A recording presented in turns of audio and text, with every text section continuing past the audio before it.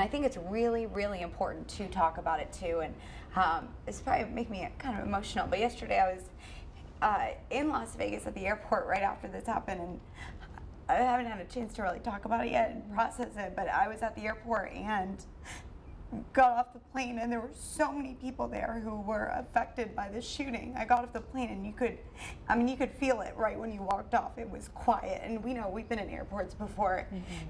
Nobody was talking, and everybody was either sitting by themselves crying or sitting with other people. And I started talking to a group that was on my flight to Little Rock, and as they were sharing their story, people were just coming over and saying, I was there too.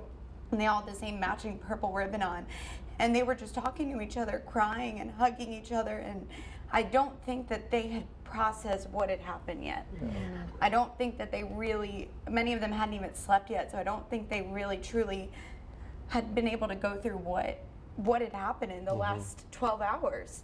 And many of them, one woman was front row with her family, and she was sharing with me the video, and she's watching it as if she's watching it for the first time and not realizing that she was actually there for that. And I think me just talking about it now, I wasn't there at all, but to hear from people who were in that moment is absolutely terrifying. In the video, there were people covered with blood. They helped push a woman's body who had just died in front of them, pushed a body to get out of the way. And what was so amazing is that people in the video were running not away from it, but running towards to get people out of that area. And it's just amazing what your body will do, what your mind, how you will react in that situation. We've never been in that situation, so I don't even know if we could tell you what we would do in that situation. But I think just being there and having all those people together and having an outlet to just share with people was what they really needed. And one man too is from Arkansas and said that he called his church, and his church went to his family, his kids, to pray with them until he was able to make it home. So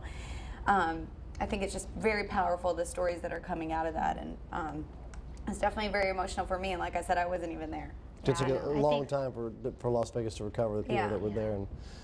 And I think you were there for a reason, and I think I know why my layover wasn't Vegas. I don't know, going back the opposite way, but to be there in that moment was something I know I will never forget. And I think people needed, someone to talk just to. talk, yeah. And I think in these types of things, Rob, like you mentioned, talking to your kids about it, talking to your friends, just getting it out, because they're experiencing this tragedy too. And I don't think that like I said, I don't think that they had fully comprehended yet what had just happened to them. So. Well, thank you for those who shared their stories with me too. I appreciate that, for opening up to me, and I know we're going to hear many more in the coming days.